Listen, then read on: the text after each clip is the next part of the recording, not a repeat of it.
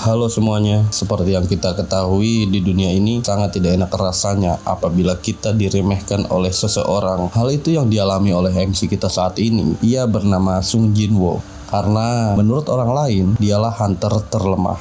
Kali ini aku mau nyeritain alur cerita anime yang berjudul Solo Leveling. Solo Leveling atau dikenal dengan sebutan Oredake Level Up Naken adalah suatu novel berseri berbahasa Korea asal Korea Selatan yang ditulis oleh Chugong. Adaptasi ke dalam seri televisi anime yang sedang dibuat oleh A1 Pictures dan direncanakan akan tayang perdana pada bulan Januari 2024. Adaptasi ke dalam drama Korea juga sedang dikembangkan. Sementara webtoon sequel Solo Leveling Art Ragnarok direncanakan akan terbit pada sekitar tahun 2024. Pada opening episode pertama, kita akan dibawa ke masa lalu, di mana terlihat kapal-kapal perang menyerang sebuah pulau. Lalu seorang perwira kapal menyarankan nakoda untuk mendekati pulau yang ada di hadapannya, agar dapat membantu para hunter untuk memusnahkan monster yang ada di sana. Namun, kapten kapal berkata bahwa sebaiknya jangan, karena senjata biasa tak akan bisa melukai makhluk-makhluk itu. Sang kapten hanya bisa pasrah dan mengandalkan mereka yang ada di sana, yaitu para hunter. Terlihat dari dalam hutan, sepertinya ada seseorang yang sedang dikejar oleh seekor monster. Yang ternyata orang itu adalah hunter yang mencoba untuk menjebak monster, karena di depan sudah ada hunter lainnya yang menunggu. Lalu monster yang dari dalam hutan adalah seekor semut. Namun ini berbeda dengan semut lainnya, karena tubuh semut ini lebih besar dari seorang manusia. Jumlahnya pun sangat banyak, sehingga monster ini sangat merepotkan. Kita mengetahui bahwa semut itu hidup dalam berkoloni, sehingga jumlahnya tidak mungkin hanya 1, 2, atau 3. Pasti ratusan, bahkan ribuan. Hunter yang tadi memancing kawanan semut ternyata adalah seorang tanker yang bertugas menahan barisan depan dari serangan semut. Teman-temannya pun mulai ikut menyerang. Semut merah yang besar dan ganas menyerang para hunter. Akan tetapi, hunter yang tidak ingin terluka membalas serangan semut tersebut. Namun, semut sangat kuat sehingga para hunter banyak yang menerima serangan dari kumpulan semut merah raksasa. Para pengguna sihir yang berada di barisan belakang mencoba untuk menyerang dengan menggunakan sihir api. Serangan api yang dilayangkan ternyata tidak cukup untuk membuat goresan pada semut merah. Semut merah yang menotis serangan api sebelumnya langsung berlari ke arah para mage dan langsung menyerang mereka dengan cara merobek-robek perut para hunter. Tak hanya para mage, para pengguna pedang juga tak luput dari serangan semut merah. Banyak dari kelompok hunter ini yang gugur dalam perjuangan mereka. Seseorang yang melihat kejadian itu secara langsung takut karena telah menyaksikan hal yang mengerikan di depan matanya dan berkata, hunter peringkat terendah seperti kita tak mungkin menang melawan mereka. Bahkan, tanker yang memancing para semut agar keluar dari hutan tak luput dari serangan semut merah. Secara mengejutkan, ada seseorang hunter yang bersenjata mace menolong tanker tersebut dengan memukul semut merah. Hunter itu bernama Byunggu, yang seorang hunter rank S yang terkenal sebagai healer terkuat. Byunggu langsung menyembuhkan para hunter yang membutuhkan pertolongan dengan skill pemulihan. Tentunya, hunter yang diberikan pertolongan cukup terkesan oleh apa yang dilakukan Byunggu. Tak lama kemudian, hunter yang ditolongnya melotot karena di belakang Byunggu sudah banyak semut yang melompat ke arah Byunggu. Tapi Byunggu tak khawatir akan hal itu, dan ternyata Byunggu ditemani oleh para hunter kuat lainnya bernama Yonho dan Eunseok. Eunseok menyerang semut yang ingin menggigit Byunggu. Tak lama, Yonho pun maju untuk memukul para semut merah. Keduanya tampak kuat sampai-sampai hunter lain yang menontonnya pun terkesima melihatnya. Setelah menyerang para monster semut, Eunseok berkata bahwa Byunggu terlalu terburu-buru. Byunggu membalasnya dengan bilang kalau ia hanya ingin menyelamatkan banyak orang. Selain itu, Byunggu percaya kalau Eunseok dan Yonho akan melindunginya. Mereka berdua pun tersenyum akan kata-kata itu. Tak lama setelah itu, muncul seekor semut putih besar di hadapan mereka. Eunseok berpikir sepertinya itu bukanlah bos monsternya. Yonho setuju. Ia berpikir kalau monster yang ada di depan mereka hanyalah pemimpin gerombolan kecil. Yonho berkata pada Byunggu untuk menyerahkan korban luka padanya, dan Byunggu pun mengiyakannya. Eunseok dan Yonho bersiap untuk menyerang monster semut putih. Eunseok dengan gesitnya maju ke depan dengan kecepatan tinggi yang menandakan bahwa ia adalah seorang assassin, lalu melompat tinggi ke atas semut putih. Yonho yang mengalihkan perhatian dengan menahan serangan dari semut putih. Lalu dari atas terlihat Eunseok yang menyerang semut putih dengan sambaran petir. Di saat semut putih terkena paralyze dan tak bisa bergerak, Yonho mencabut kedua taring monster itu. Sampai-sampai monster itu merasakan sakit yang amat dahsyat. Di saat monster itu kesakitan, Yonho dengan sigap melempar taring semut putih yang ia cabut sampai menembus tubuh monster itu, sehingga monster semut putih dapat dikalahkan. Dari dalam hutan terlihat banyak semut putih raksasa yang berdatangan, yang ternyata monster tadi bukanlah pemimpin dari gerombolan semut merah. Yonho mengaktifkan skill rage-nya agar bertambah kuat dan Ensok menggunakan claw yang ada di tangannya untuk melancarkan serangan listrik yang mengakibatkan hentakan pada tanah. Dari kejauhan terlihat ada seseorang hunter yang mengamati mereka. Ia adalah Presiden Choi. Nampaknya kelompok Presiden Choi juga mengalami hal yang sama. Presiden Choi yang memimpin pasukan hunter memulai serangan api ke arah gerombolan semut merah dan putih, sehingga ada beberapa dari mereka yang terbakar, yang sisanya akan dihabisi oleh hunter-hunter lainnya. Lalu kita akan dibawa ke beberapa tahun berikutnya bahwa diceritakan ada suatu portal bernama Gate yang secara tiba-tiba muncul di tengah kota yang menghubungkan dunia ini dengan dimensi lain. Yang di dalam Gate terdapat dungeon dengan makhluk aneh seperti monster. Monster yang ada di dalam dungeon tidak bisa dikalahkan hanya dengan senjata biasa. Dan dengan waktu yang bersamaan, banyak orang yang berhasil membangkitkan kekuatan. Para hunter dipisahkan ke dalam beberapa peringkat mulai dari rank S, A, B, C, D sampai yang terendah adalah E. Peringkat digolongkan karena berdasarkan jumlah mana yang ada di dalam tubuh mereka. Akan tetapi, setelah membangkitkan kekuatan itu, tidak peduli sekeras apapun mereka berusaha, kemampuan itu tidak akan bisa bertambah kuat. Kembali ke masa kini, di suatu kota yang amat sibuk ada sebuah gate yang ada di tempat konstruksi. Para hunter berkumpul untuk raid hari ini.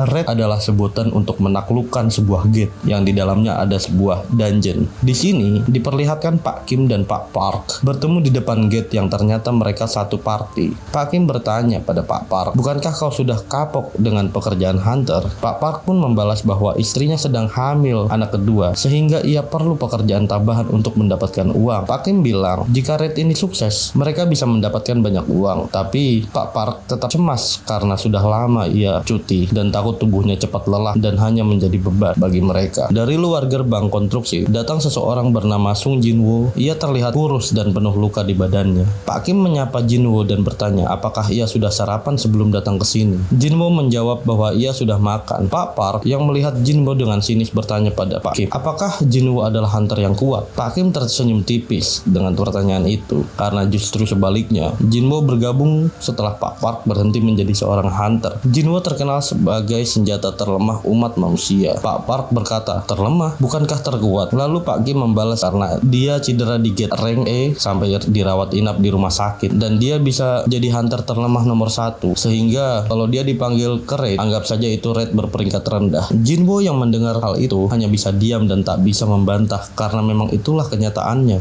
Seorang wanita cantik menegur Jinwoo karena ia terlihat terluka. Wanita itu bernama Johe. Johe mengomel pada Jinwoo kenapa ia bisa terluka. Jinwoo hanya tersenyum mendengar omelan Johe. Jinwoo dan Johe mengobrol sebentar sambil menunggu dimulainya raid hari ini. Johe dengan rasa cemas mendengar bahwa Jinwoo sampai dirawat di rumah sakit. Jinwoo bilang bahwa dia satu-satunya korban luka di dungeon rank E. Johe bertanya, kenapa tidak meminta healer? Jinwoo pun membalas, karena yang lain memiliki peringkat yang tinggi. Mereka sejak awal tidak mencari seorang healer. Johe semakin marah karena sikap angkuh party dari Jinwoo. Namun, Jinwoo tak mempermasalahkannya karena dialah yang terlalu lemah. Selesai mengobrol, mereka pun bersiap untuk masuk ke dalam gate. Raid kali ini dipimpin oleh Song Chi-yu yang merupakan seorang hunter rank C. Dia adalah hunter terkuat di antara yang lainnya. Setelah briefing sebentar, mereka langsung masuk ke dalam dungeon. Sebelum masuk ke dalam dungeon, Pak Kim menepuk bahu Jinwoo dan berkata agar menempel di belakang mereka agar tidak terluka. Johe juga memberikan semangat untuk berjuang bersama. Jinwoo mengeluarkan dagger yang diselimuti mana tipis yang ia simpan di sakunya dan bersyukur bahwa masih memiliki senjata daripada tidak sama sekali karena mendapatkan senjatanya saja sudah sulitnya minta ampun. Sambil menghela nafas, Jinwoo pun masuk ke dalam dungeon dan mencoba untuk yang terbaik hari ini. Scene berpindah pada sebuah gedung tinggi yang ternyata tempat itu adalah sebuah serikat hunter. Chief Inspector Wo Jinchul bertanya pada Ketua Go Geun-hye bagaimana dengan hasil rapat pemerintah. Ketua Go menjawab bahwa pemerintah meminta hal yang sama. Pemerintah meminta agar mencegah terjadinya dungeon break dan meminta pasokan kristal mana secara rutin. Menurut Ketua Geun-hye, tak ada yang salah dengan permintaan itu karena kita para hunter adalah orang yang bekerja menjual barang yang didapatkan dari dalam dungeon. Ketua Geun-hye menunjukkan sebuah kristal yang akan muncul setelah mengalahkan monster dan batu kristal itu biasanya bisa menghasilkan uang. Ketua Geun-hye menjelaskan jika kristal mana yang berkualitas tinggi dapat diolah kembali menjadi senjata atau armor yang sangat kuat untuk melawan monster. monster. Sama halnya dengan kristal mana yang ditambang dari dungeon, kristal itu dapat diolah menjadi barang yang sama. Akan tetapi, efektivitasnya lebih rendah dari batu sihir. Namun, daya guna yang pemerintah inginkan adalah sumber energi yang baru, yang lebih aman dari nuklir, lebih efisien dari air, angin, atau batu bara, dan tidak mencemari atmosfer layaknya energi termal. Pemerintah juga mengusulkan untuk membuat pembangkit listrik tenaga kristal mana dan batu sihir, yang mana sumber daya yang hanya bisa didapatkan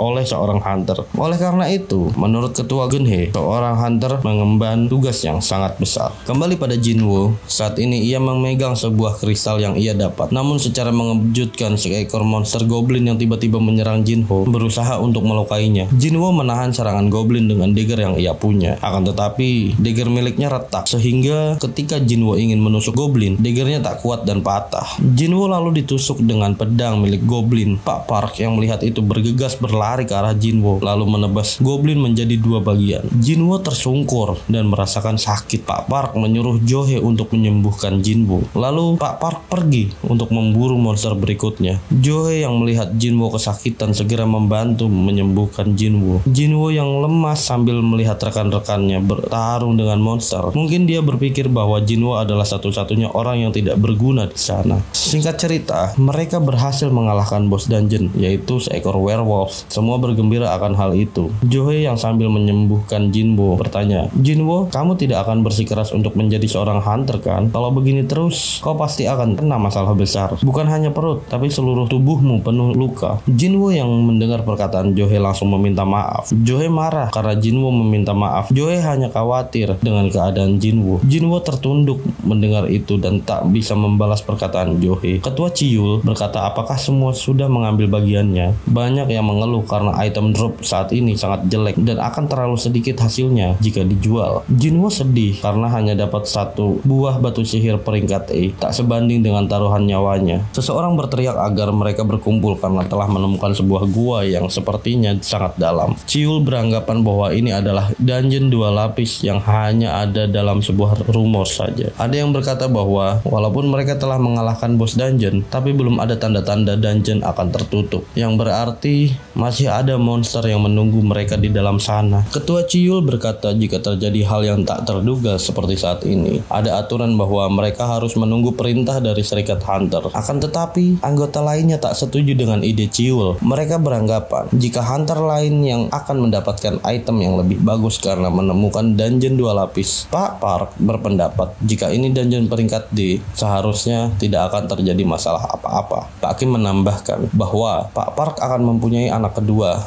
sehingga kristal mana yang dihasilkan saat ini sangatlah sedikit. Ciyul yang berpikir dan berkata tetap ada kemungkinan tempat ini sangat berbahaya, sehingga agar adil mereka melakukan voting secara demokrasi. Tentu saja ada yang ingin melanjutkan dan ada yang ingin segera keluar dari dungeon. Johe meminta maaf bahwa dia tidak ingin pergi ke sana, sehingga hasil suara sama. 6 orang setuju dan 6 orang lainnya menolak. Hanya tersisa Jinwo untuk mengambil suara. Ciyul bertanya pada Jinwo, mau tetap pergi atau ikut ke dalam dungeon. Jinwo sadar bahwa dungeon peringkat D sangat berbahaya baginya. Namun, sejak ayahnya menghilang, hanya Jinwo yang menjadi tulang punggung keluarganya. Jinwo harus tetap menjadi hunter karena ibunya membutuhkan biaya pengobatan dan adiknya akan segera mengikuti ujian masuk universitas, sehingga dia butuh uang yang banyak. Maka dari itu, Jinwo akan tetap masuk ke dalam gua. Di sisi lain, kantor Serikat Hunter juga dapat digunakan oleh para hunter untuk mengukur kekuatan mereka. Dan di tempat ini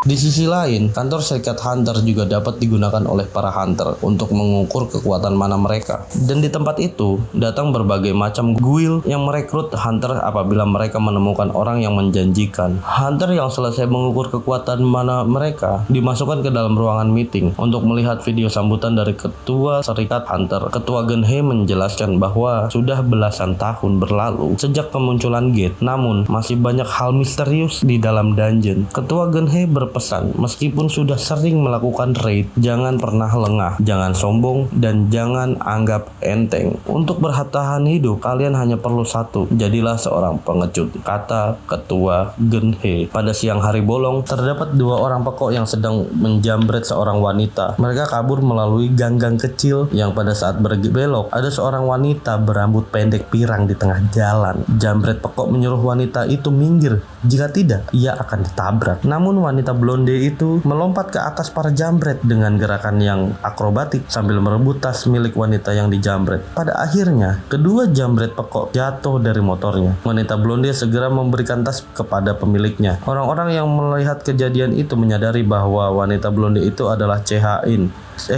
Chae-in yang merupakan seorang hunter rank S. Mereka berkumpul karena Hae-in merupakan seseorang ranker papan atas dan semua orang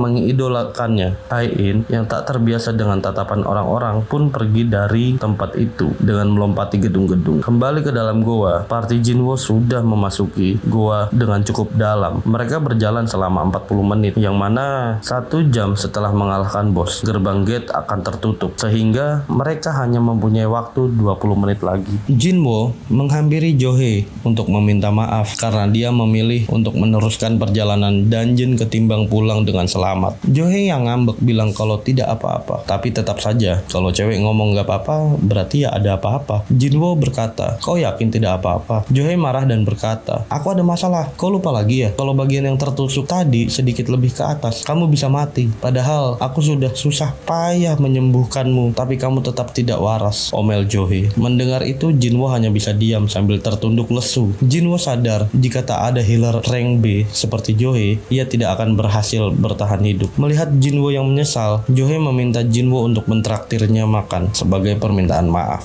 Jinwo kaget dengan hal itu. Johe berkata, apakah kamu tidak suka makan denganku? Jinwo membalasnya dengan berkata, bukan begitu, mana mungkin aku. Sebelum menyelesaikan ucapannya, mereka telah sampai pada ruangan bos yang dituju. Sebuah pintu besar yang menjulang ke atas berada di hadapannya. Mereka bertanya-tanya, bos monster seperti apakah yang akan dihadapinya? Mereka juga jarang sekali melihat ruangan di dalam dungeon dengan adanya pintu, sehingga Ciul berpikir bahwa ini akan sedikit berbahaya. Pak Kim tetap ingin masuk ke dalam ruangan karena sudah jauh-jauh datang. Masa pulang dengan tangan kosong? Ciul maju ke depan pintu dan mendorong pintu besar itu sampai terbuka. Ketika Ciul membuka pintu, secara otomatis api biru yang ada di sekitar ruangan menyala untuk menerangi seisi ruangan. Mereka semua memasuki ruangan dan melihat-lihat sekitar karena banyak sekali patung yang sudah terlihat tua. Jinwo terfokus melihat patung paling besar yang sedang duduk di ujung ruangan. Akan tetapi, ada yang janggal dengan ruangan ini. Mereka sama sekali tidak melihat satupun monster. Ciul memeriksa lantai-lantai yang ada di ruangan itu dan berpikir bahwa lingkaran yang berada di tengah ruangan seperti lingkaran sihir. Ketika mengamati lantai-lantai, ada yang berkata bahwa mereka menemukan sesuatu. Ciul menghampiri mereka dan berpendapat bahwa tulisan yang di bawah patung bertudung merupakan aksara kuno. Ciul mulai membacanya bahwa di sana tertulis aturan yang ada di markas kuil Kartenon. Yang pertama,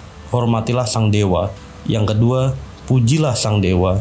Dan yang ketiga, taatlah pada sang dewa. Di saat yang bersamaan, Johe memegang baju Jinwo dan bilang kalau dia melihat mata patung besar melihat ke arah mereka. Jinwo tak mempercayai kata-kata Johe, yang mungkin Johe salah lihat. Ciul mengatakan bahwa aturan terakhir jika tidak mengikuti aturan ini, maka tidak akan bisa pulang hidup-hidup. Setelah Ciul membaca aturannya, pintu besar yang mereka masuki tertutup dengan sendirinya. Semua panik akan kejadian itu. Bahkan ada yang beranggapan mungkin saja mereka terkunci di sini. Salah satu dari mereka mengomel sambil berjalan ke arah pintu masuk bahwa mereka terlalu menganggap enteng hal ini. Ketika sesampainya di depan pintu dan hendak ingin membuka pintu, salah satu patung bergerak dan menebas hunter sweater putih. Semua orang yang melihatnya panik. Bahkan anggota party wanita berteriak histeris karena melihat hal yang sangat mengerikan. Semua orang masih tak percaya dengan hal yang mereka lihat. Jinwo yang tercengang melihat itu bertanya-tanya dalam hatinya, orang yang terbunuh tadi berperingkat berapa? D kah? Setidaknya dia pasti lebih kuat daripada aku yang berperingkat E. Akan tetapi, dalam sekejap mata, ia langsung tewas begitu saja. Jinwo berpikir bahwa ini bukanlah dungeon berperingkat D. Jinwo tak tahu ada monster semengerikan ini di sepanjang hidupnya. Jinwo berpikir jika patung itu dapat bergerak, maka ... Kepala Jinwo melihat ke belakang ke arah patung besar. Dari tatapan Jinwo, kita bisa tahu bahwa Jinwo mengharapkan patung besar tidak bisa bergerak. Akan tetapi Jinwo salah. Ternyata bola mata patung besar bergerak dan memperhatikan Jinwo. Kita diperlihatkan saat-saat Jinwo baru bergabung menjadi hunter. Entah sudah berapa kali Jinwo berada di antara hidup dan mati. Ia pernah terpisah dan tersesat saat raid pertama dalam seumur hidupnya. Jinwo juga pernah dikalahkan oleh goblin peringkat E, sampai-sampai harus masuk rumah sakit selama berminggu-minggu. Bahkan nyaris mati kelaparan karena terjebak di dalam labirin. Tak peduli serendah apapun peringkat dungeonnya, ia selalu mempertaruhkan nyawa. Di saat hunter lain membeli perlengkapan setelah menjual batu sihir, akan tetapi bagi Jinwo, membeli dagger murahan saja sudah sulit, sehingga jika daggernya hancur, maka dia akan bertarung dengan tangan kosong. Jinwo terus bertahan dari cemoohan orang lain yang mengatainya bekerja mempertaruhkan nyawa demi imbalan yang tidak seberapa. Namun, demi menyambung hidup, tak ada hal lain yang bisa ia lakukan. Yang hanya ia bisa adalah mengambil kesempatan yang ada. Mungkin karena itu, dia paham dengan yang terjadi saat ini. Kembali pada Jinwo, Jinwo secara refleks berteriak menyuruh mereka untuk merunduk. Benar saja, patung dewa mengeluarkan cahaya dari matanya seperti menembakkan dua buah laser secara bersamaan ke arah para hunter. Lantai-lantai yang tadinya hanya batu saat ini berubah menjadi lahar panas. Ada juga orang yang terkena serangan itu dan langsung lenyap. Jinwo melihat Johe yang ketakutan. Johe juga ampas, ini beban dia ini. Yang sepertinya Johe mengalami trauma yang cukup berat. Jinwo melihat patung dewa dan bertanya-tanya, apa yang barusan terjadi? Kenapa semuanya jadi seperti ini? Kami terjebak dan tak bisa kabur. Jinwo merasa ia akan mati. Cukup cerita itu hari ini, solo leveling. Terima kasih, dadah.